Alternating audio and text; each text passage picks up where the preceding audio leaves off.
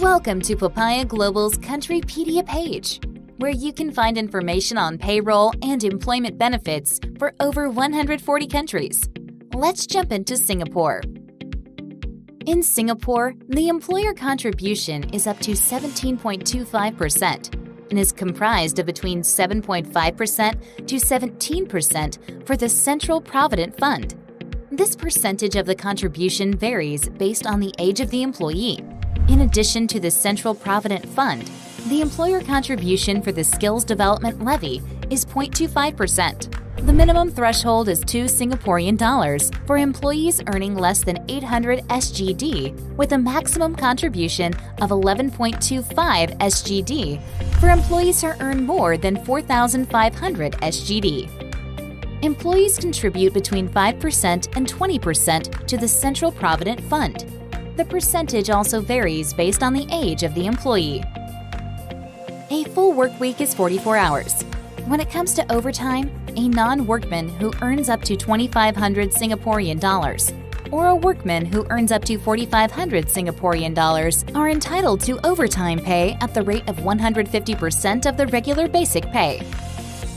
Employees in Singapore are entitled to 7 days of paid annual leave after being employed for 3 months. After that, an additional day is added to the entitlement until the number of paid annual leave days reaches 14. When an employee is terminated in Singapore, proper procedures must be followed and written notice must be provided. When the employee is a Singaporean national, the last payday varies based on if the employee was terminated or resigned. For non-Singaporean nationals, the only difference in the termination process is the final payment. The foreign employee must apply for a final tax directive from the Inland Revenue Authority of Singapore.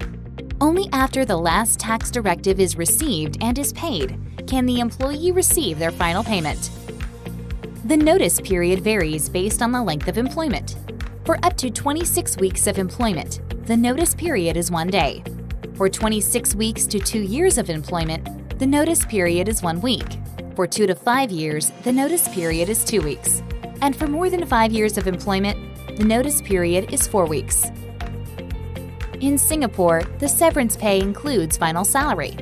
If the employee has been employed for at least 2 years, they are entitled to what is called retrenchment benefits. The amount the employee is entitled to is laid out in the employment agreement or collective bargaining agreement, and generally is 2 weeks to 1 month's pay for every year worked. Thank you for watching. Here at Papaya Global, we offer an end-to-end people and payroll management solution, from onboarding to payroll payments, which supports all types of global workers, while staying in full local compliance in over 140 countries.